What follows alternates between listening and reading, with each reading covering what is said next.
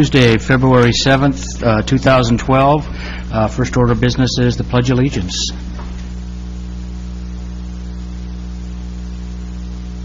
To the United States.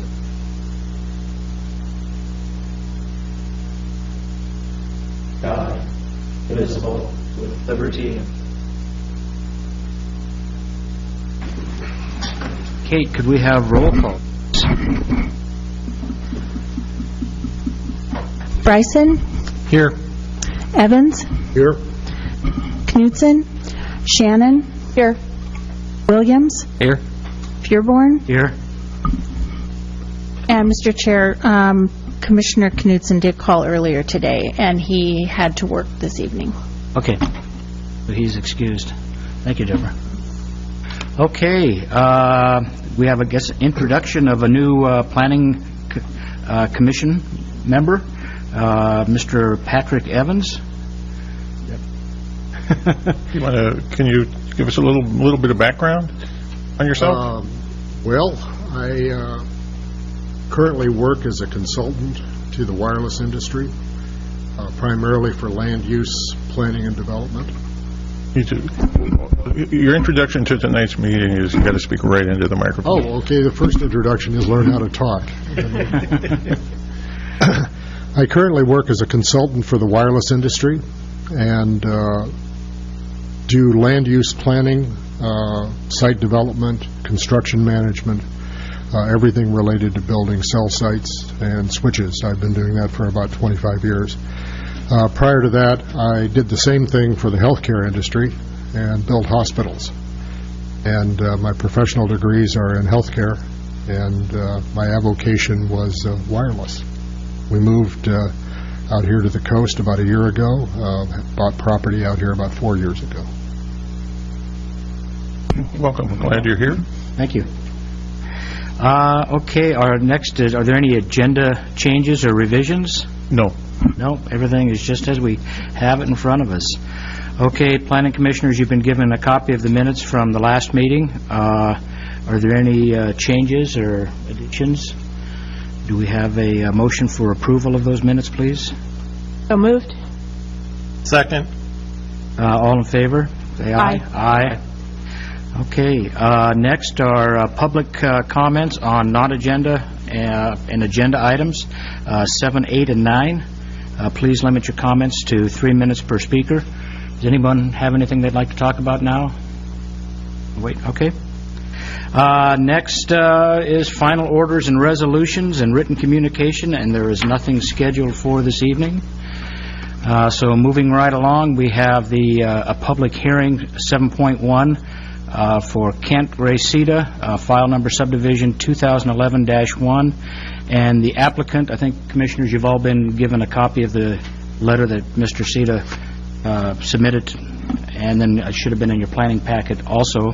He is requesting a continuance until April 17th, 2012.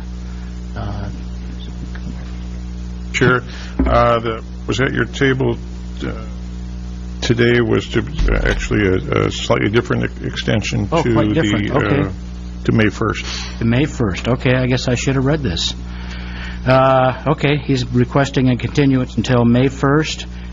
And did he agree in this one to toll the time also? Yes, he did. Yes, he did. Okay. Have a motion? Sure. Sure. Mr. Chair, I move that we continue file SUB 2011-01 Kent Seda to 1st 2012. Anybody like to second? Second. Okay. Do we need a roll call on that? Before you do it, Mr. Chair, that just to make sure that it was your intent that it be at the City Council chambers at 6 p.m. In council chambers at 6 p.m. on May 1st, 2012. Okay. Yeah. Okay, sure. Williams? Aye. Bryson? Aye. Shannon? Yes. Evans? Yes. Pureborn? Yes. Okay. Next, we have a public hearing for Chris, was it Solvit? File number variance 2012-1 and variance 2012-2. Request for variances from section 17.1607. I need to read this now? Okay. The public hearing is now open for the purposes of considering requests for variances identified as file number variance 2012-1 and 2012-2. The properties that are the subject of the variance requests are located on the west side of Southwest Harbor Avenue in the 2500 block. The applicant and property owner is Chris Saltveit. These are two variance requests and will be conducted in a combined public hearing. However, there will be individual motions made for the decision on the two variance requests. Are there any objections to the Commissioner's jurisdiction? Okay, Planning Commissioners, are there any boy, I got a big word now. Abstentions, disqualifications based on a conflict of interest, personal bias, or ex parte communications. Okay. Pardon me? No. No? Okay. Staff will now read the substantive criteria. Is that where we're at? The substantive criteria for this variance are zoning ordinance 171670, lot requirements, specifically footnote 3, 1752-160, required yards, exceptions, 1768-10, variances, authorization to grant or deny variances, 1768-20, circumstances for granting a variance, 1768-30, variance procedure, and 1708-10, definitions, yard. Okay. Testimony, arguments, and evidence must be directed to the applicable substantive criteria as described or to other criteria that you believe apply to the subject of this hearing. Any person may raise an issue either by testifying in person or by delivering a letter to the Planning Department no later than the close of the evidentiary record of this hearing. Failure within that time to raise an issue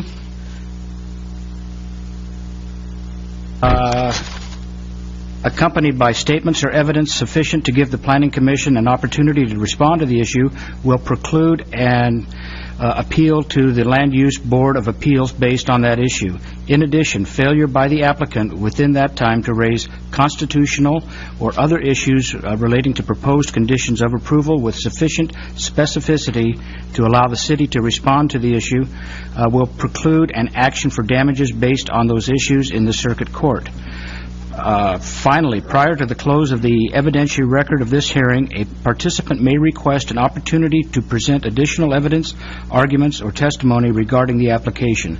If the participant requests such an opportunity prior to the close of the evidentiary record, then the Planning Commission will either continue the hearing for at least 7 days or leave the record open for at least 7 days to allow the submission of additional written evidence, arguments, or testimony. Before the staff presents a report, I would like to summarize the public hearing procedures which have been adopted by the City Council. A brochure outlining these procedures is at the entrance to the Council chambers. The staff will present a report and respond to any Planning Commissioner's questions. After that, any person may speak for up to 3 minutes. If the Planning Commission has questions, your time responding to questions will not be counted in your time limit. If you wish to speak, please write your name and mailing address clearly on the sign-up list at the entrance. Speak clearly and directly into the microphone and begin by stating your name and mailing address. If you also have written testimony to submit into the record, please provide a copy to the recorder. For your report, please. Thank you. Thank you. I have on the screen right now an aerial photo that shows the location of the property we're discussing this evening. It is at 2565 Southwest Anchor. You can see it over here with the call-out. It is an oceanfront property. When we zoom into it, and I've added the contours. These are 10-foot contours, so you can see that you can see where the bluff begins on the property. This is a single tax lot, and right now there is one home on the property. The applicant proposes to remove the existing house, and as you'll notice, there are two different lot numbers here. When it was subdivided, it was two separate lots, 50 foot by, I think it's about 100. So he is entitled to use both of those lots. The south lot is a little bit larger. It is over 5,000 square feet, and that's what we require in that zone, the R15 zone. The north lot is slightly under that, about 4,800 square feet. Even though it does not meet our current requirement for lot size, we do allow in the code for a single-family dwelling to be placed on an existing platted lot. So there's no problem with dividing it and putting on or using it as two separate lots with two single-family homes. I have overlaid one of the plans, the footprint, on the north lot so that you can see how it sort of fits onto the lot, or how it does fit onto the lot. I will mention that the applicant has already brought in building plans for Lot 14, the south lot, and it was at that time that staff recognized that there was an issue regarding the setback. And so apparently the owner had checked our code, knew about the 20-foot setback in front of a garage door, did not understand that setback extended from the ground upward. But the way we define yard in our code, it clearly says from the ground upward. And so even though the garage was set back adequately, he had projections on above the garage doors and on the upper floors that project into the required setback. So this is one of the houses. They're both very similar, and you have the details in your packet. I'm not showing both of them just for the sake of efficiency here. The other issue here is that there is a required geotechnical report, and the report has determined an erosion rate. And based on that erosion rate, the city requires a setback from the bluff. It's 60 times the annual erosion rate plus 5 feet. The report initially states that the setback should be around 25 feet, but then it goes on to make recommendations for improvements to the site and structural improvements to the buildings that would allow it to be as little as 11 feet, although they specify 15 from the existing bluff. Now, one of the recommendations is to remove a portion of the dirt from the lot, which decreases the amount of weight and the tendency for block failure on the bluff. So adjusted for that, they're saying 15 feet from the existing bluff. Our calculations based on their annual erosion rate would be result in 11 feet. But there has been some erosion too. So based on the lot line, tends to be at the bluff, or it probably was originally, but now it's a little bit east of that. So the requested variances are for these portions that extend into the 20-foot setback. And for lots 15 and lot 14, I have detailed what those are in your report. The first ground level for the lot 14 is requesting a 5-foot extension, which would be this overhang that you see. And this is actually the garage door back here, so this is overhang. And then the second floor extends out 3 feet, and the top floor extends 1 foot. On Lot 15, the first-level roof overhang is 7 feet, second-level living is 3 feet, and the third-level living is 1 foot.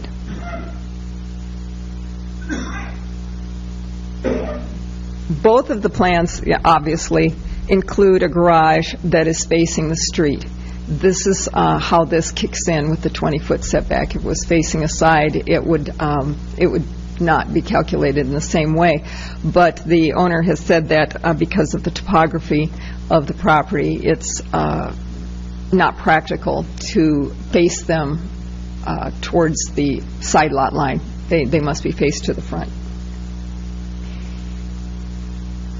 So the Planning Commission may authorize variances from the requirements of the zoning ordinance where it can be shown that there is a particular hardship that does not apply to other properties, but applies to this one and unreasonably restricts the development capabilities.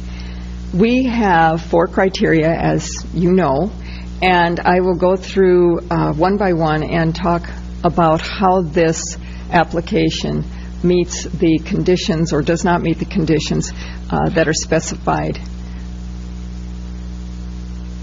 The first one is that the first condition that they must meet is that exceptional extraordinary circumstances apply to the property which do not apply generally to other properties in the same zone and are a result of lot size or shape legally existing prior to the date of the ordinance, topography, or other circumstances over which the applicant has no control.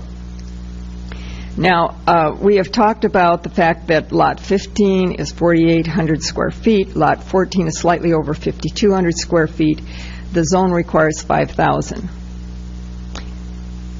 So the question is, and this is a question I guess that you as a commission need to decide whether or not there is unusual circumstance here.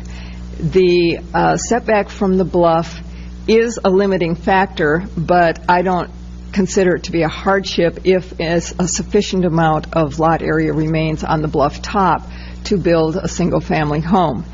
The applicant has shown us footprints of 1,600 square feet for these houses and 3 floors, so a total square footage of a house that is approximately 4,000 square feet, which I consider to be a fairly good-sized home. We have a couple examples from recent variance requests that I will share with you, even though a variance is not a precedent for future variances. However, it might give you an idea of what was considered reasonable in the past. We had David Nepom approaching the city or the Planning Commission about a variance on a lot on Southwest Coast, and he had 4,400 square feet east of the bluff. He did receive a variance for a deck on the east side of his property that overhung the 20-foot setback. He made the case that the staff had not been, or that the requirement for the setback had not been consistently applied to decks. And the staff found at that time that there had been some confusion about the interpretation, whether it included decks, whether it did not, and also just in the definition itself. But it does seem from my review that we have been consistent in applying this to upper stories. So I would make that distinction. The Nepom house, by the way, is 1,245 square feet in footprint, and it's about 3,800 square feet in total square footage, which is very similar to what the applicant is proposing. Another one that we just had recently was for the Olivia Beach house. It's just a few lots down from this one, as a matter of fact. And in that case, the bluff top had 3,200 square feet of lot area. And so it was quite a bit more restricted than this one. And although the Planning Commission did turn down the variance, they did accept that it was an extraordinary circumstance, the size of the buildable area on the bluff top in that case. These lots are substantially larger in terms of buildable area, 16 and 2,000 square feet larger on the top of the bluff. The other thing that I would like to mention is that the lots of this size are not extraordinary in this neighborhood. I did include in your packet, and I have here,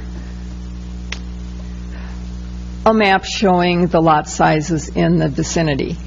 And there are many oceanfront properties here that are less than 5,000 square feet. And I would also point out that the new lots developed in the Olivia Beach PUD across the street are quite small, many of them, and many of them are between 4,000 and 5,000 square feet in size. So this is all to give you something to think about in terms of whether or not this is extraordinary and extraordinarily limited in buildable area. The second criteria or circumstance is that the variance is necessary for the preservation of a property right of the applicant. And here again, I talk about the fact that the applicant is showing a 1,600 square foot footprint and total square footage of approximately 4,000 square feet for these homes. It seems to be an adequate amount of floor area and footprint to exercise a property right.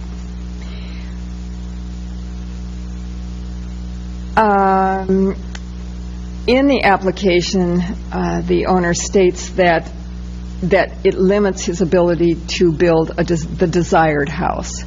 And I would say to that I don't believe that building a particular house plan on a lot is a property right. We have in the past interpreted this to mean that they would be able to build a home of reasonable size. And so when he came in and we understood that he had this problem, we talked about options to a variance, and one is that we had talked about possibly changing the ordinance so that it would not be defined as from the ground upward in the future. And it's something we may want to consider, but it's not up to the Planning Commission to make that decision. It has to go through a process, and ultimately the City Council decides whether to change the ordinance. That all takes some time, and I believe the owner was not willing to wait for that process and also an uncertain outcome. The other option would be to change the house plans, to revise them so that they can pull them back and not project. And that is something that I think, although it's inconvenient and it costs to amend site plan, or I mean not site plans, but building plans, it is certainly a possibility. And I think that this lot offers a lot of possibilities as far as houses that could go on this lot or ways to alter this rather large house so that it would fit within the setbacks. The third variance circumstance is that this should not be detrimental to the neighborhood, the vicinity, or to our policies or the purposes of the ordinance. And here again, I find that although this is an unfortunate situation, that if the request does not meet the four circumstances, then it would be detrimental to our policy and the purpose of the ordinance for you to grant a variance. Otherwise, I don't know that these extensions are particularly detrimental. He would like to have the extensions so that it breaks up the front of what might otherwise be a flatter front on the house. But there are, again, options for accommodating some variation in the facade. The non-garage part of the house could be moved forward to within 7.5 feet of the front lot line. There's no 20-foot requirement there. That's not something that he's taken advantage of at this point.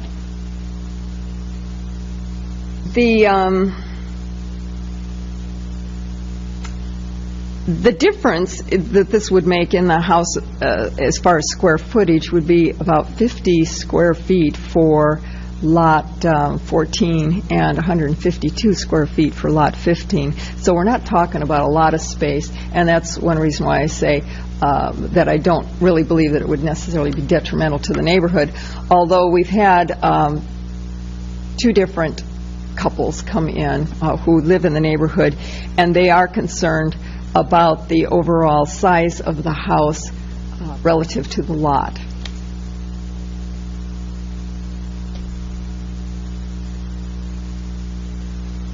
The fourth variance circumstance is that this is the minimum variance necessary to alleviate the hardship. And because I have disagreed that there is a hardship in number 1, I have to say that I don't think that this circumstance is met either. So it seems to me, especially where we have some projections that are 1 foot in depth, that there could be an adjustment to avoid that requiring a variance for that amount of space. So, in conclusion, I would say that it's up to the Planning Commission to make necessary findings. I have suggested findings there. If you believe that there is a basis for a variance, then you need to be specific about how the applicant has met the circumstances that we've just reviewed. And in doing that, then you need to take public testimony and come to a conclusion about whether or not you want to grant these variances. If you decide to grant the variances, I have provided some recommended conditions of approval, and I have modified those a little bit since I included them in your packet to also include a provision that the recommendations in the geotechnical report are followed, and to put some dates on the plans that I refer to in the conditions. Do you have any questions? Commissioners? Not. No? Okay, Deborah, thank you very much. Yes. Okay, the applicant may now testify. Please state your name and address for the record, please.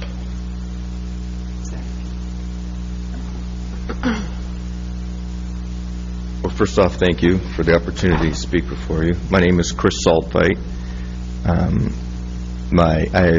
We can use the address on, well, I'll use the address in Beaverton. It's P.O. Box 6599, Beaverton, Oregon, 97007. I assume you all had the opportunity to read the packet in its entirety, my original application with my comments and then the city's rebuttal or their comments on them. I guess I would like to address the city's comments now as a follow-up to the city's presentation here. From my understanding, the planning code is written for a atypical lot. And so when you have a lot that doesn't meet the atypical standard, you have a unique situation where we are here today to deal with a variance. This particular lot has a geotechnical issue along the back line. And as a result of that, I am forced to, it limits my ability to float the house on the lot. I can't go back. I have to stop at a certain point. So the argument that the city made, I think it's a flawed argument. Their argument is that you can build a house on here. You can redesign. You can make something work. Well, that's true. But that can be said on every application that comes before you. I could put, not to be disrespectful, I could put a tough shed with a bathroom and a kitchen and call it good. And it would meet all the requirements. So the response, I feel, to have me come back and be more creative and build something that would work, I think it's a flawed argument. The argument is whether the characteristics of the lot are, for this particular lot, creates a unique situation. And the answer is yes. The houses that I'm proposing to build would easily fit on an atypical lot.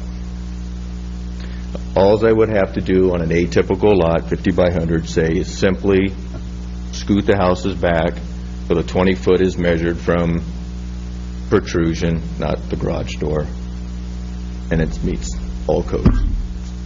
All codes.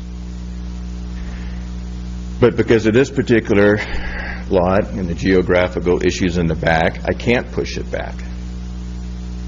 If I do push it back, per my geotech engineer, his statement is that for every foot I push the house back, I will lose 10 years of its life. So on lot 14, the lifespan of the house will be decreased by 50 years. That was lot 14. Lot 15, the lifespan of the house would be decreased by 70 years. I feel this would create a severe, unnecessary hardship on the property owners. These erosion rates these numbers are based off my geotech. If you use the city's data, the numbers are over double that on lifespan shortens it. The current layout satisfies all the codes. The garage door is 20 feet back from the street. That's the minimum for parking. The front protrusions, the living areas on second floor and third floor are in excess of the 7.5 feet setback. So the only criteria is the definition of measuring from the ground straight up to the sky. If that sentence wasn't in there, all setbacks are satisfied, all parking is satisfied, lot coverage is satisfied, height is satisfied, everything is satisfied.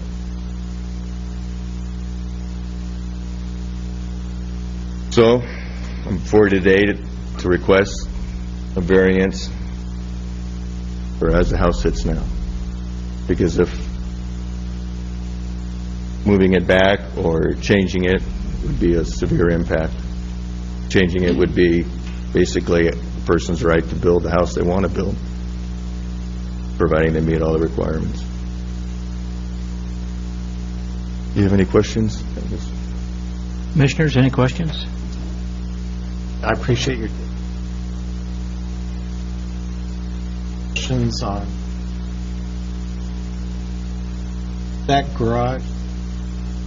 Our garage? Two-car garage. It's it's 20 by 20 plus or minus. It's a typical two-car garage. Goes out 20. Correct.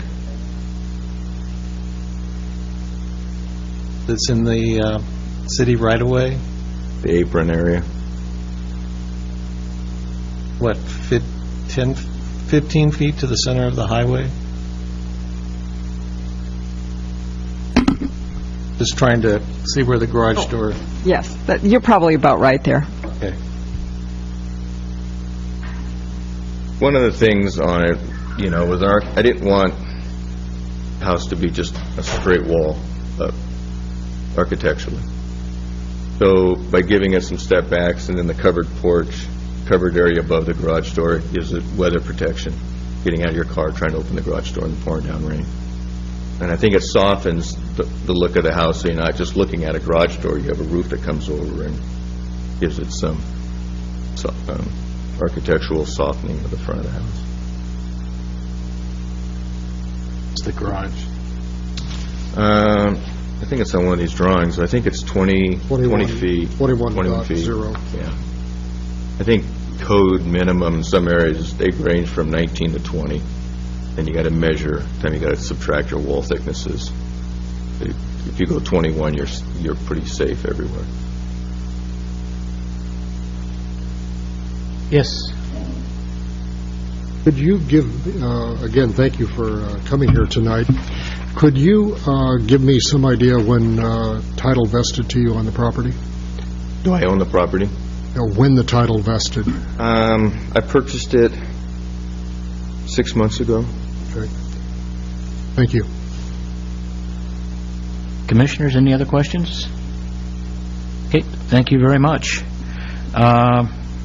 Do the commissioners, now at this time, any other public testimony? Okay, looks like Joe and Mary. Joe?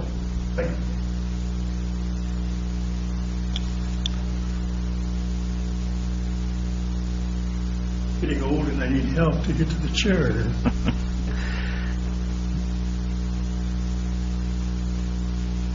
We're Joe and Mary Thim, residents in Salem.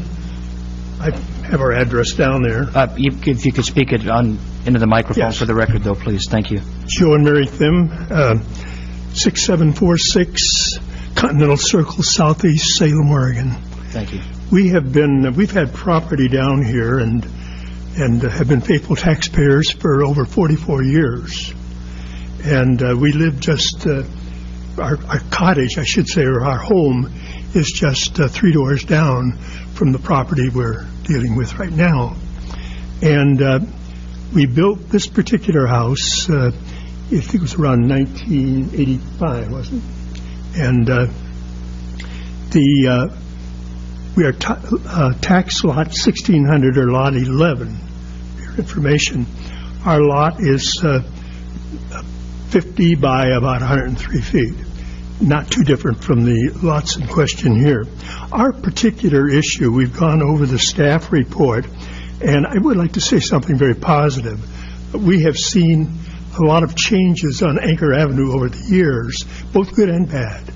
And I think one of the things that strikes us, we've watched this property change hands over many, many years, and I must say that it has been well managed, well cared for, and I particularly appreciate the geologic report that came along with the material that staff had available for us.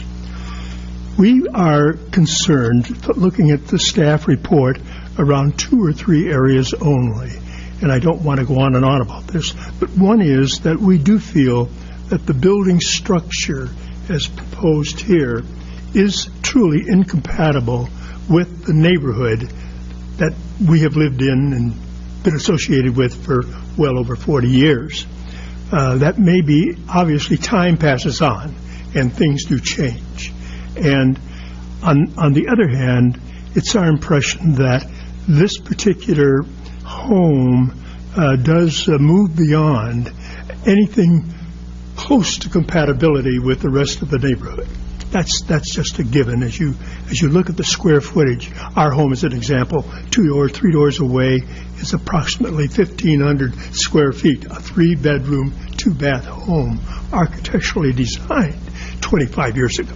So I want to speak to staff's point on that issue in that I do believe that compatibility can be had through redesign. I think that's a given if the homeowner, Mr. Solvite, would go in that direction. A number of, I don't believe it's spoken to in staff report, but I would like to bring this up. I know that you can't really zero in on the issue of VRDs, but I don't think we can close our eyes to the potential of VRDs. Maybe not in Mr. Solvite's time here or ownership of these lots, but it could happen in the future. And I would bring out that if you have 2 homes that have 5 bedrooms each, that's 10 bedrooms. And you have parking spaces that are tied in, necessary parking spaces tied in to the number of bedrooms in the home. So if you look at that, 4 bedrooms, 5 bedrooms, 10 spots, 2-car garages in each case, you're looking at 5, 10 bedrooms, 2 cars inside in each of these, and that means you would have somewhere in the neighborhood of 5 or 6 cars out in back between the homes and the street. And I think the safety issue, in my mind, comes up in that Anchor Avenue over the years, as we've observed, has become somewhat of a thoroughfare. You see this happening with the increase in habitation down in Olivia Beach, as well as everything else that's going on around town. And so I have a concern overall. We have to back out onto Anchor Avenue ourselves when we move out of our driveway. And so we're very sensitive to the fact that cars zip over that hill, and it could be a potential problem. I think that's about all I have to say, and I appreciate your taking the time to hear us out. Thank you. Did anybody have any questions? Okay, thank you very much. I'm Mary Thim, 2585 Southwest Anchor in Salem, 6746 Continental Circle. It would seem that the applicant is filling up nearly all available space on those 2 lots, lots 14 and 15, at considerable expense on the ocean front, granted. And then with this request for the variance, it's a further intrusion on the property. The concerns my husband expressed are mine, and we have submitted a letter which is part of your packet. Thank you. Thank you very much. Okay, are there any members of the audience that wish to speak against or in favor of the proposal? Any members that wish to speak against the proposal? Any neutral testimony? Any testimony from representatives or public agencies? The applicant may now have an there's nothing to rebut, so if there's no further testimony... I'm sorry, Mr. Chair, actually, since there was testimony in opposition, you should be given the chance to rebut. Okay, that's a good point. Thank you very much. I'll get this. Would you like to say anything to their comments, sir? You need to speak into the microphone if you are, please. Thank you. I guess I'd like to just restate that I appreciate their comments, but the size of the house or the footprint or the square footage is a non-issue. I mean, that's not why we're here today. We're here to talk about the setbacks. So I guess that's all I say. If we could just stay focused on the original application and is the variance and setbacks, because all those other items have been satisfied on the building side of it. I've satisfied the building side setbacks, height, things of that sort. So they all meet our per code the way it's submitted, except for the variance I'm requesting from you. Okay. Thank you. Anybody questions? Okay. If there's no further testimony, is there a motion to close the public hearing? So moved. Is there a second? Second. All in favor? Aye. Okay, public hearing is now closed. What is the pleasure of the commission? Michelle, I might start with you down there, please. I guess I have to disagree with one of your statements, which is the footprint isn't important, because it is important. You've got a 1,600 square foot footprint with intrusions into the setback, so that makes it kind of important. You do have the opportunity to build a house that actually fits within the constraints required, easily within the constraints required. So I don't feel that the criteria has been met to grant a variance. Okay. Don? Well, I'm not concerned with the size of the house. That's between you and your pocketbook at this point. My concern is, reading from the zoning ordinance 1708-010, definitions include yard means an open space on a lot which is unobstructed from the ground upward except as otherwise provided in this title. That seemed pretty clear to me. It doesn't fit that. So I'm gonna be I'm not in favor of the variance on this. Doug?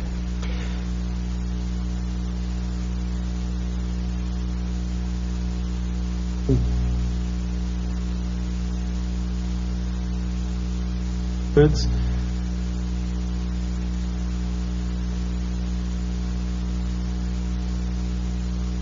Side.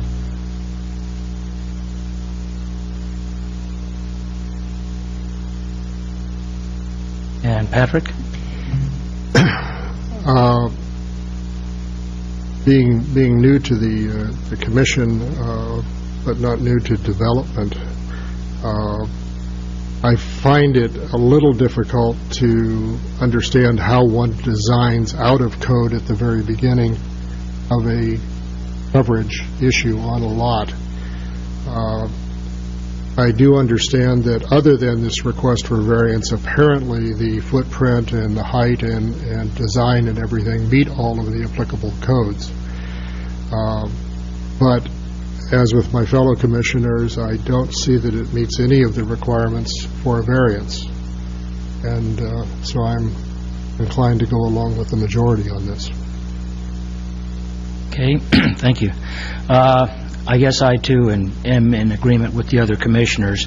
I don't feel that the applicant has demonstrated that he meets the four requirements for us to grant a variance, and that there are a number of other options available, especially like Patrick said, from the very get-go. When you're starting something from the ground up, you have the opportunity to design something that is going to fit within the code and the restrictions and setbacks. So I don't feel that he's met the requirements for us to grant a variance, and I would be in favor of adopting the findings of staff and denying the request for a variance. And with that, So moved. somebody like to make a motion? So moved, what you did. So your motion is to deny the variance based on the findings of staff and the additional findings as stated by the commissioners? Yes. I'll second that. Okay. Kate, could we have a roll call, please? Did you want to have a motion on each one of the two variances? Yes, that's a very good point. I'm sorry I forgot about that. We mentioned that in the beginning. Because there are two, basically we heard them both together, there are two requests for variances. So this would be for, this could be for variance 2012-01. If that's agreeable to the person who made the motion. Yes. All right. Williams? Yes. Evans? Yes. Bryson? Yes. Shannon? Yes. Pureborn? Yes.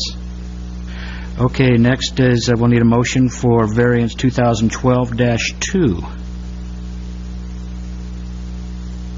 So moved. Could be the same as the last one, basically. Okay. We have a second for that? I'll second it. Okay, roll call, please, Katie. Evans? Yes. Shannon? Yes. Bryson? Yes. Williams? Yes. Pureborn? Yes.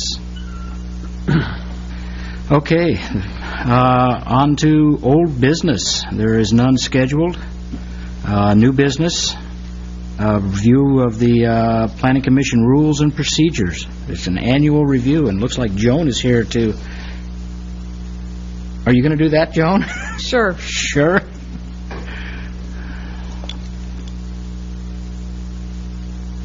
And greetings to the commissioners that I'm meeting for the first time. So it's nice to meet you.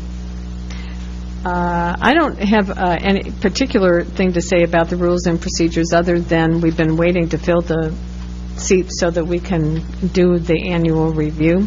And it's a requirement that everybody on the Planning Commission actually get a copy. I think the last time you reviewed these, you added a section, and I will find the page. It's on page 7, under Article 7, which detailed a couple of things about how you vote. And as you showed tonight, your votes are usually done by roll call vote, although the chair has the option to change that. For instance, if there's a motion to close a hearing, that would be the option of the chair to just call for ayes and nays if necessary. In any case, one of your concerns that you discussed, I think, last year was putting your comments on the record for about a vote, and you decided to include that in the final order if there was a minority opinion that you wanted to express. So you've clarified that the vote on a final order is not meant to be a second vote on the decision. In other words, you made a decision tonight. That is your final determination. What staff will do and what you're accustomed to is bring back to you a final order for each of your decisions.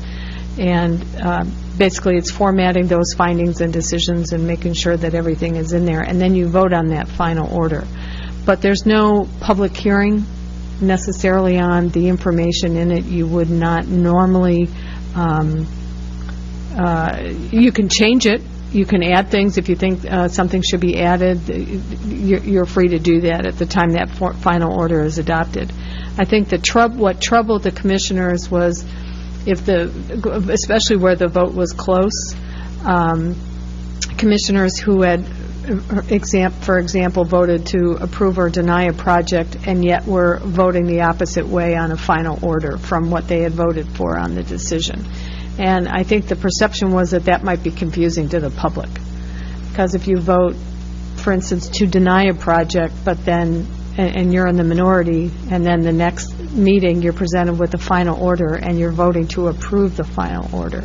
So you changed this rule to clarify that the final order is something different and encapsulates that final decision, and you can also add comments about that minority vote to that final order. So ones that you feel strongly about that are complex, that or maybe simple ones where you might have a feeling that there's an ordinance interpretation issue, whatever you want, that can be included in the final order. So it's up to you to make that statement known if there's something you want to be included regarding your vote in the final order, especially if you're in the minority. But then when the time comes to approve that final order, you're expected, basically what you're doing is you're saying, I'm ratifying the decision that was made at the last meeting. This final order that I'm presented with encapsulates what the decision of the commission was at that meeting. It doesn't mean you agree with it, but it means that, like the minutes, that encapsulates what occurs at the meeting, and so I approve them. It doesn't mean you necessarily approve everything that was said in the minutes. So I'm clearing up that legal issue first because it was one that you were concerned about, and I just wanted to make sure we went over it, since minority opinions are respected. Well, it got me in trouble last year. You still have a section. Trouble. You still have a. We ended up with a tie vote because Eric and I disagreed with the final order. Well, remember when you go to special records in Article 8, this may happen more with legislative issues or when you review proposed ordinances. You also have the opportunity when a recommendation is made to City Council one way or the other, you have the option to also file a minority report with that recommendation. So I don't think it's happened since I've been here. Richard, sometimes you point out if there was additional information, but it's not qualified as a minority opinion or anything, just comments that commissioners might have made. Patrick? Question. Yeah. My understanding of the appeals process, correct? My understanding of the appeals process is correct. Where are you? Well, in general, Okay. once a decision is rendered and the applicant disagrees with the findings and moves out of Lincoln City to Luba, for example, what is the impact of a minority report contained in the findings at some point in time on the city's position vis-a-vis LUBA? Well, let me distinguish minority report made in a quasi-judicial decision, which is what you did tonight, individual application for somebody's individual property, versus a minority report on a legislative action, which I think is what's actually probably meant here in the minority report. In other words, there could be a master plan that the Planning Commission has reviewed, or whatever kind of proposed change in the city planning documents, or it could even be a draft ordinance. And the minority might feel very strongly, and you, I'm sure, have this opportunity in the coming months, that even though there is a recommendation from the Planning Commission to, let's say, approve an ordinance as proposed, that there are significant issues with, you believe, I'm being hypothetical here, with maybe interpreting a planning, some kind of planning standard or zoning standard. So you're calling that out. What that actually does is it gives the city an opportunity to address that issue at the city council level. So that, for example, if something is appealed to LUBA, there's that opportunity to address it, especially if the minority report reflects comments that were raised by members of the public who came and testified. And you, the commissioners who were noting those issues, wanted to call them out so that they could be perhaps further addressed. That's actually very helpful because it's a second bite at the apple. I think in terms of changing, if you appeal a decision to LUBA, one way or the other, as an applicant. Yeah, the final decision is the final decision of the city. So for purposes of appeal, I don't think it makes any difference. It doesn't weaken the decision. It doesn't change the nature of the decision. As I say, my question, really is of a minority report impacting an applicant's appeal to LUBA, whether that weakens ultimately the final report, because it then becomes a matter of public record. I understand LUBA is generally held. The appeals are generally on matters of procedure rather than substance. Not necessarily. Well, we've actually had very few LUBA appeals. We've had more appeals from Planning Commission to City Council, but and we've had LUBA appeals filed. Very few of those have actually gone on and proceeded to be litigated. So arranging deck chairs on the Titanic. So I'm really being hypothetical. Number one, I haven't seen a minority report, so I can't, at least in my almost 7 years here, so I can't tell you what would happen with that. Richard, maybe you've seen one, but I have seen opportunities to planning staff on a legislative matter is usually, don't forget, the City Council also sees the minutes. They see the whole record, so they see everything that happened at the Planning Commission when it goes up to the City Council, so they can ask questions about that. But, it reflects a public role. The ability to make a minority report may be important at some time and place. But thank you. Can't say more than that. Anything you want to add? I think before it gets to LUBA, there's the intermediate step of the City Council. And it's the council's decision that's the decision of the city. If you have to exhaust that city council appeal before you can go to LUBA. In a quasi-judicial decision, not a legislative decision, what I see would be helpful about minority comments on a decision is if for some reason you felt that the final decision, the final written decision, which is our final decision for purposes of appeal, did not address some issues that might have been raised. And once those issues are raised, the city has an obligation to respond to those issues. And in other words, just pure example, you're applying, there was a standard that was discussed, but it was never called out. I don't know what section of the code you're referring to. I don't know how to respond to it as a next-door neighbor to this proposal. I can't even find the standard. So did the city apply some non-articulated standard? But the final order doesn't even address that issue.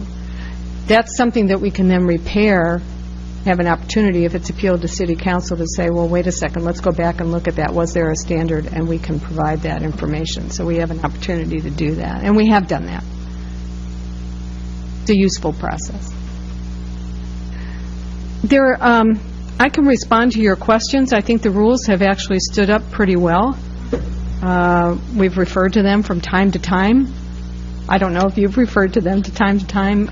If you want to change them, amend them, sometimes it's usually for practical reasons we have done that. I think that one of the things I did was ask you to change the time of the meeting, and this was several years ago. And I'm not sure that ever got into the rules, but you were very generous in acceding to my request to do so. I thought we addressed that at the time. I can't remember. It says 6 o'clock. Oh, so you did. You just accommodated me. We did. Yes, and I appreciate it. Hey. Okay, anything else then? Okay, so when we have a full commission, do we want to do a review then more in depth, or is this going to be our review of the...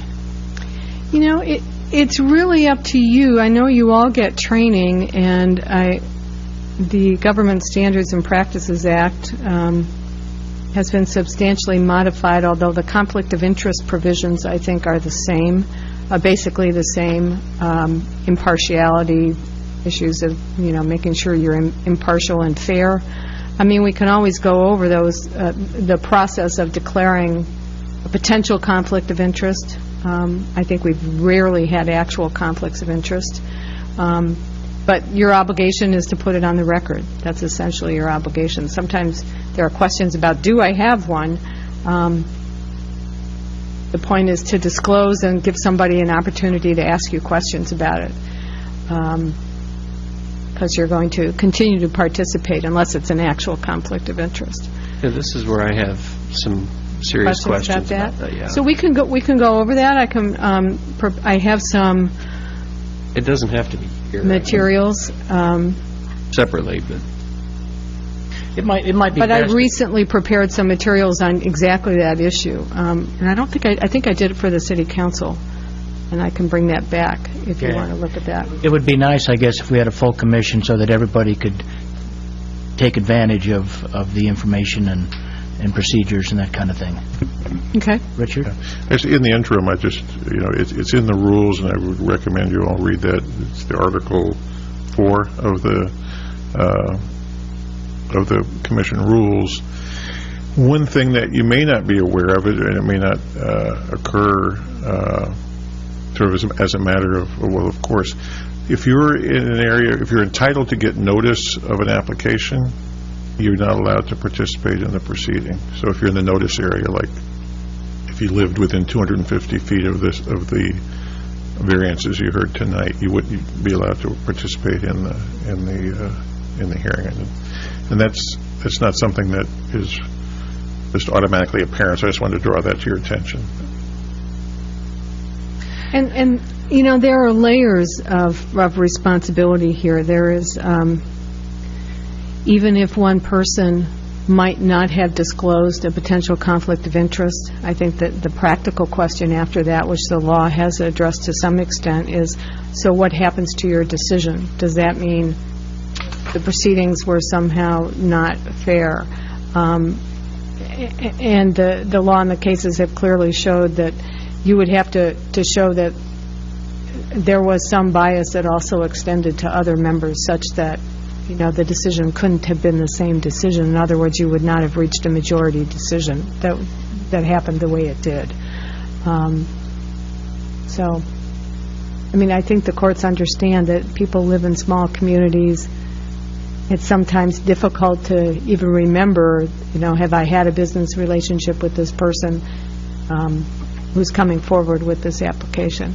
Remember, always we're distinguishing between decisions that are about individual property applications and things that are legislative in nature. It'd be very rare that you would have a conflict of interest on a legislative matter. You can, and we have had potential conflicts with, and sometimes actual conflicts with city councilors, but it's uncommon.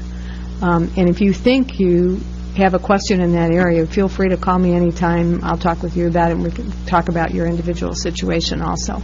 And I also appreciate if you give me a call before the meeting if it's something that you know is going to occur with a hearing that's proposed at that meeting.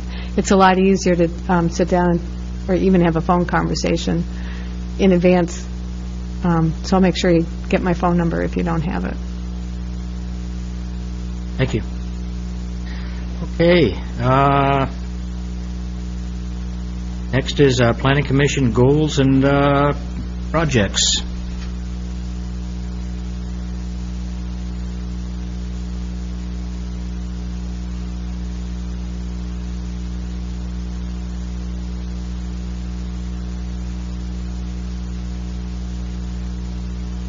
Okay. Thank you, Mr. Chair.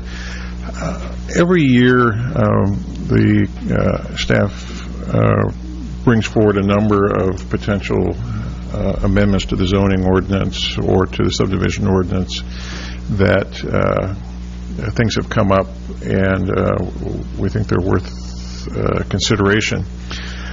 We try to do it twice a year because of the cost of what's called Measure 56 notice, which basically means everybody affected has to get special notice saying that it may affect your property values and so on.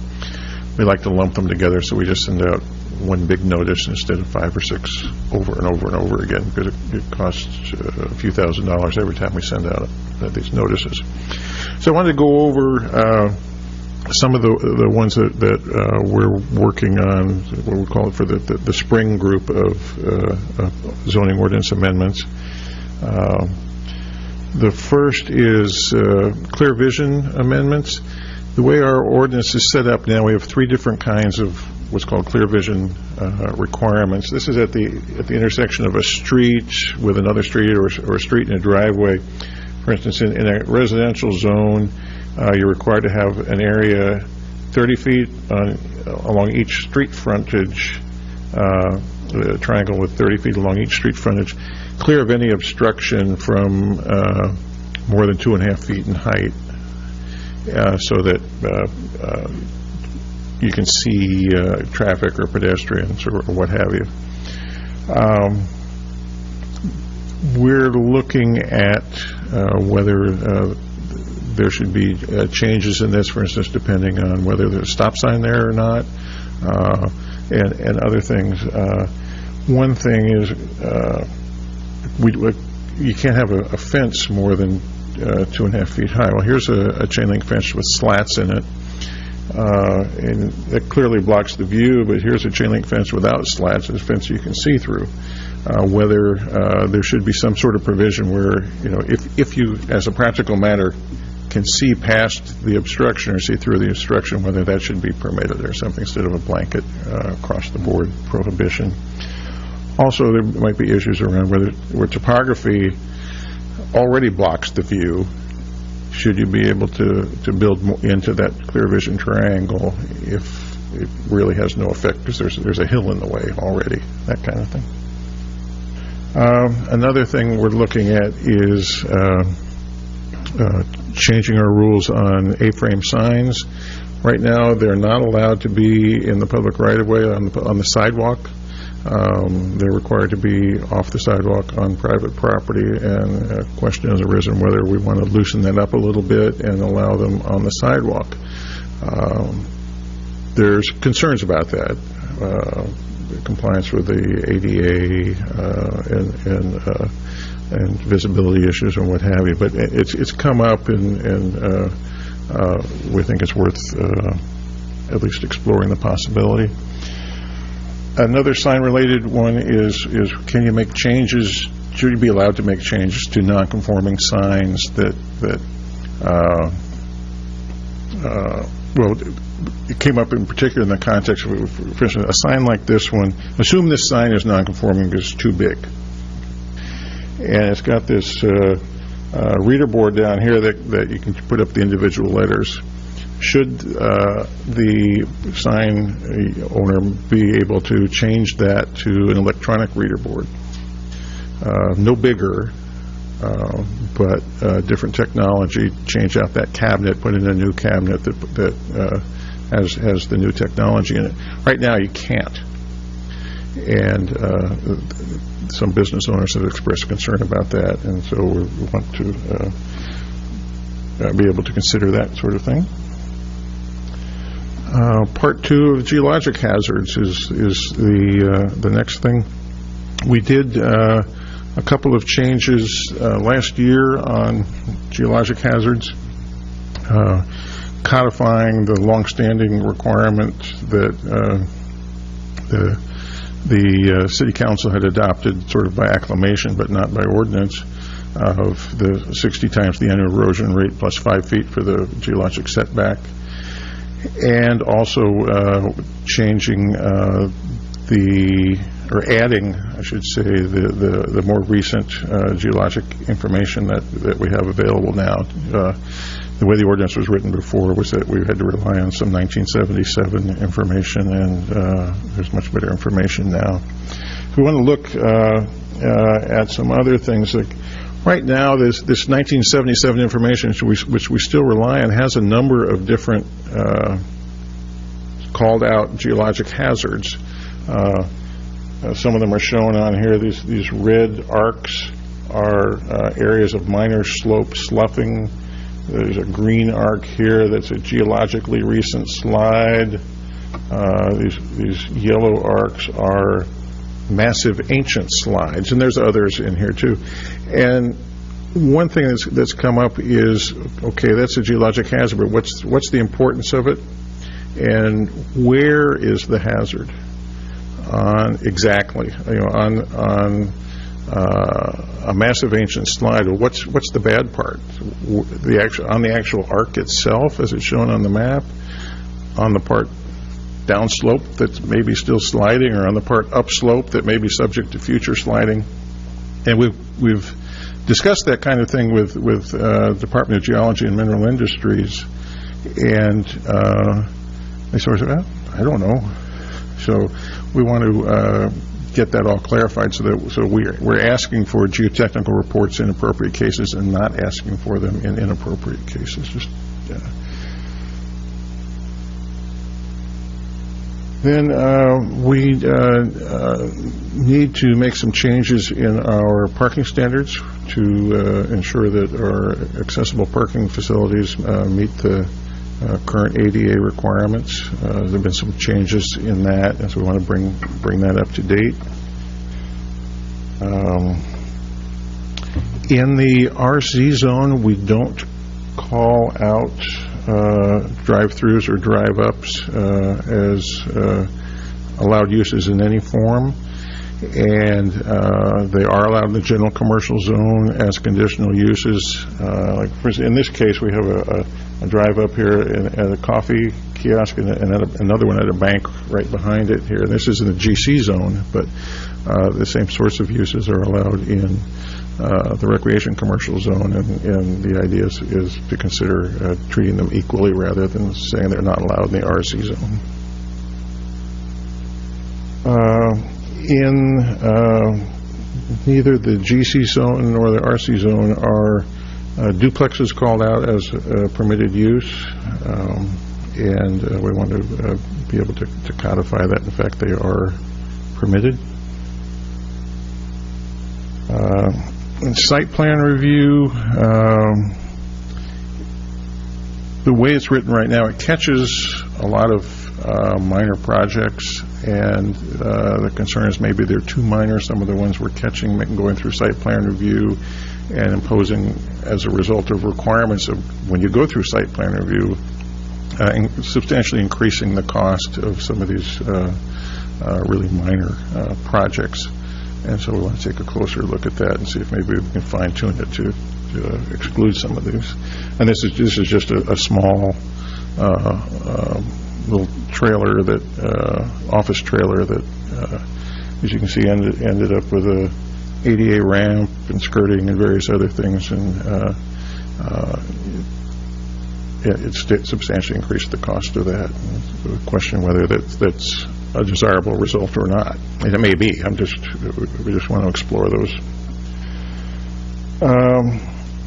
We have provisions in the code where a church is ordinarily a conditional use. There are, especially new congregations that start out, don't build a new church. They rent a space in a commercial space, for example, and in a strip commercial area. And technically, that's a conditional use. That would be an interpretation that could be applied. We want to clarify that it is or isn't, so that we're applying the ordinances properly in those circumstances. Then schools. Another potential amendment there is that schools are conditional uses, and should they remain conditional uses under all circumstances, or maybe when they're first built, or only when they're first built, or if they're only expanded by a certain percent, or should even there be a whole new zone for an institutional zone or a public facility zone or something where maybe they're allowed outright. And it's been an issue with the school district recently with all the new construction on schools that they've been going through, that everything's a conditional use, and it stretches out the process. And so there's been some concerns about that, so we want to bring that up. Then, related to your hearing tonight about the idea of the setback in front of the garage, here's a garage with a deck above it, and whether we want to continue that provision that says it has to be unobstructed from the ground upward, or just have the garage door set back and you can come out some distance or out to the 7.5 feet or whatever. So just take a closer look at that situation. Then there's also been some interest in allowing certain commercial uses in residential zones. This happens to be an example from Eugene. It's a small store. It's a mixed-use building. It's half house, half store, and the idea behind allowing that sort of thing is to promote walkability in the neighborhood, rather than having to get in the car every time you go somewhere for a gallon of milk or what have you. You could just walk to your little neighborhood market, or perhaps a little coffee shop or something like that.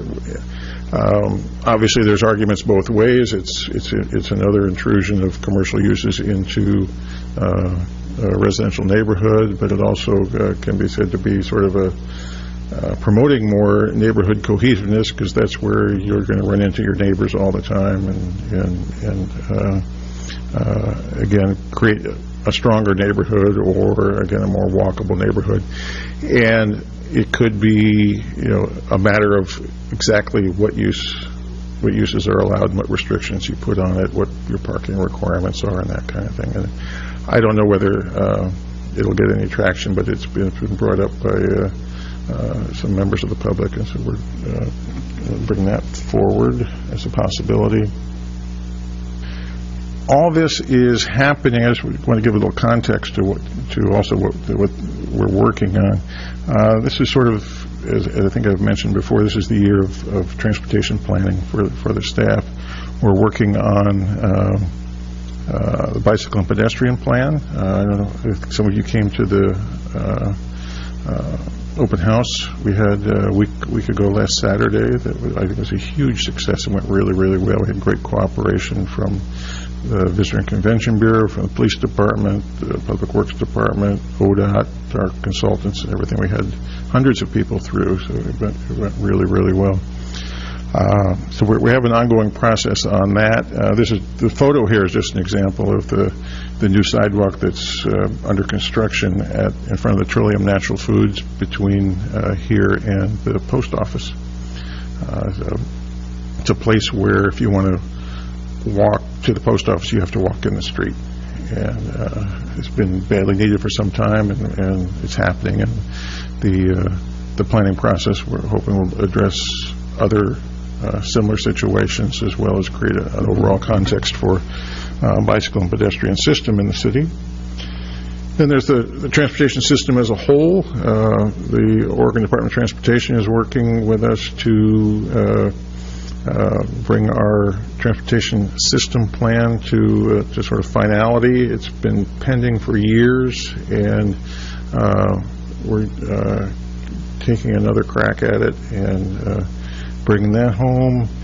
And then we have the Highway 101 facility plan for the area between South 19th and South 32nd in the Nelscott area, and redesigning that process, or that facility, to reflect the realities of both the situation and the finances that are available at this time.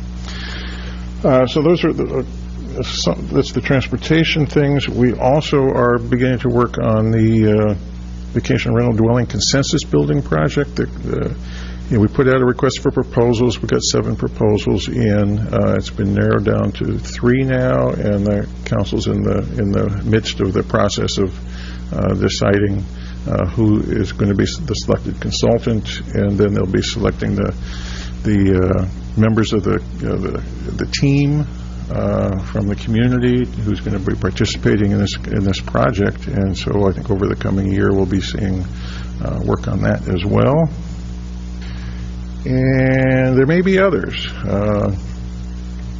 The numbered ones that I gave you a little sheet at your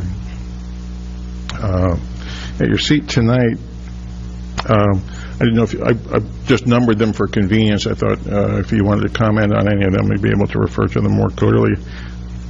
One thing I would say is that the drive-up, drive-through, 6 through 10, 6, 7, 8, 9, and 10, the drive-in, drive-up, drive-through, the duplexes, site plan review, church, and garage setbacks, those are things that we would consider sort of all rolling into one ordinance. They're all pretty minor, and I think we can handle it all in one ordinance. The others would need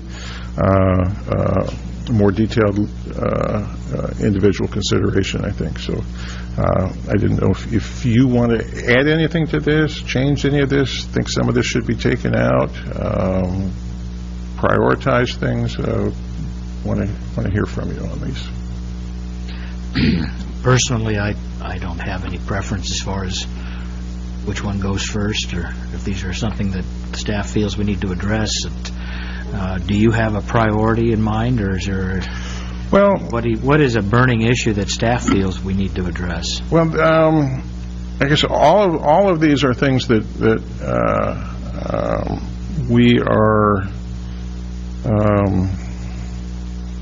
focused on to some extent. I think the last 2, the schools and the neighborhood commercial, maybe less so.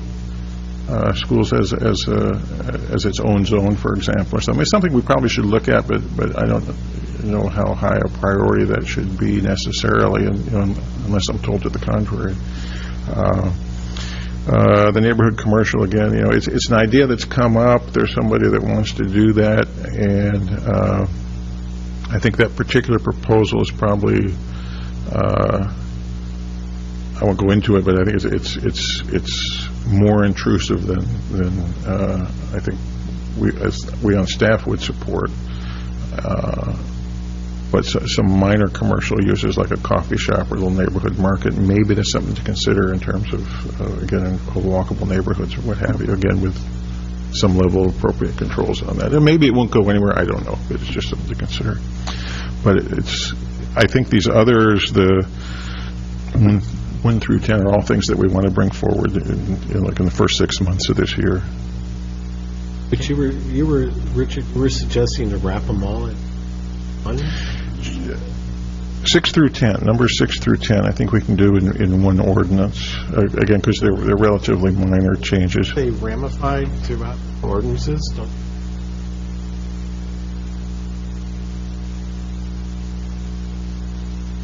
as far as setbacks? It's in the zoning ordinance, it's not required by building code. It's just a question of how are we going to define the setback in front of a garage or carport. It can be a minor change. It doesn't have to be unobstructed from the ground up. If that's what, the commission and the council want to do, we can make that change easily.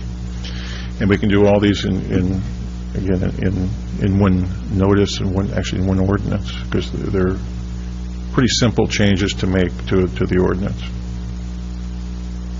Am I answering your question? I think I got the clearer picture. You're saying that it'll be one amendment coming to us, and it'll cover different aspects of the ordinances, right, and wordage will be put in at different points. Right. Patrick?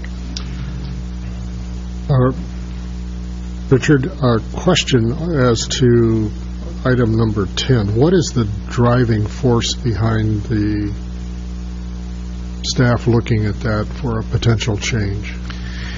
It's something that's come up over and over again over the years, and there have been, I guess, a lot of frustration on the parts of various members of the public who want to build something in a particular way, and run into this where there's the garage is set back. Like as Mr. Saltby mentioned, the garage is set back. I met the standard for the garage, and but I want to be able to bring the rest of the house above that forward to some degree. I guess I would ask the follow-on question: are you considering amending the definition of yard to not allow projections above a garage to make it more explicit? Well, right now we don't. It's just it says unobstructed from the ground up, and where it's been allowed as a result of a variance. Just the question is whether to do that. The reason the prohibition is in there now is that what happens typically, like somebody wants to build a deck out over, eventually it's going to get closed in. We want to close in the one side because the wind blows through there. It's a carport, and then eventually the house moves forward, and the 20-foot setback is gone. That's the rationale behind it now, and it may be that with appropriate limitations, you can allow something to some degree out over that 20 feet. It may not be, the full, 12 and a half feet that would be allowed if you just didn't say from the ground upward. But you could say it could be allowed X number of feet, like 6 feet or something. Well, wouldn't it be easier if there was just one uniform measurement from the front of the property line, that no part of the house can be 20 feet, and then that solves it? Solves it in one sense, but that's what my father used to call the law of conservation of problems, and just you trade one problem for another, and just you're making a 20-foot setback where you only had 7.5 feet in the absence of not right in front of the garage. Yeah, that's what I mean. If we just made it 20 feet, the whole thing, don't give them. Yeah. That's one option. One of the reasons for the setting the garage back, one is so that you have a parking space in front of it, but another reason is because the other parts of the facade make a much more attractive streetscape than garage doors. So when you require the 20-foot setback for the garage door, but not for the front door or the non-garage part of the house, that brings the appealing part of the forward, and the garage is set back. And I guess the same thing might apply to upper stories. Is it more attractive in the case of the Nepom house to have the deck extending out over the garage door, or would you rather straight up and down? it's partly an aesthetic thing, partly a functional thing. I guess I could see it maybe in some small lots and PUDs or something like that, but on a regular subdivision lot, I just don't think there's, obviously, we're going to have some discussions on this in the Yes, we future. will. Yeah. So, okay. Anything else? You tell me. I know we have a number of new members, and so maybe asking for what problems you've seen is premature right now. But as I said, we try to do this twice a year, so 6 months from now we'll be back with the next list. So, Richard, see the idea of lumping these together, but the garage setback could be it. It could be, yeah. But some of the things I think that we've talked about earlier as far as the signing, Mm-hmm.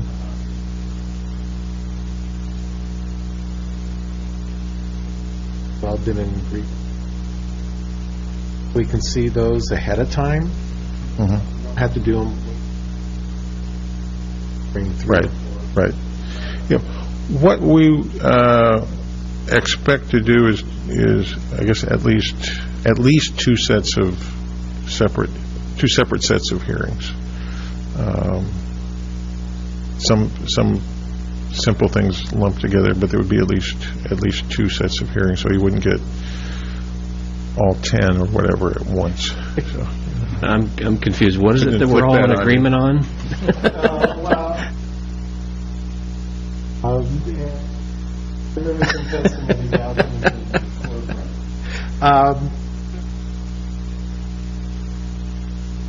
If we look at, if we're going to take one evening, then, we're going to pass it.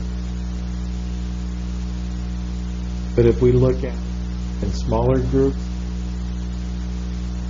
we'll have a little more better conversation. Yeah, I'm not concerned with that. I was just curious what it was that I was in agreement with that You weren't here. I wasn't here for. Well, you were, but you're on the other side. I remember I wasn't in agreement with anything at that point. Mr. Chairman? Yes. One thing I've never been accused of is being a shrinking violet, so you'll have to bear with me here. Under the issue of geologic hazards, I noticed a map that you put up there, and it dealt with historic problems with the terrain itself. Is there any thought about beginning to deal with some of the issues that have surfaced in tsunami zones in light of the last couple of major tsunami events that we've had? not so much in this context of geological hazards. The city's working very actively on tsunami-related things, but the idea of, for instance, of limiting development in the tsunami zones or requiring elevation in tsunami zones, for example, which are a couple of things, that could be considered. That's not something we're actively considering at this point. One of the principal reasons being that the tsunami zones are pretty much fully developed already. We're looking more at, in the context of tsunamis, at preparedness and evacuation and those kinds of things, warning. What about issues of tsunami zones that are not currently developed within the urban growth boundary? That would be something that we definitely could consider. I clearly, I have dealt with over the years preparedness and have become more of a proponent of mitigation, of avoiding the problem. Yeah, And I'm sure everyone else is also. But it seems to me that that's the 900-pound gorilla in the room in terms of geologic issues. And I apologize not having brought this up before, but I am new to the commission, but it is something that, I do believe strongly that we need to hit from all sides, not just from a preparedness side or an individual responsibility. So it's certainly something that we can consider. Yeah. It's definitely worth considering. Anyone else? Okay. Okay, so over the coming months, you have something to look forward to now. Yeehaw!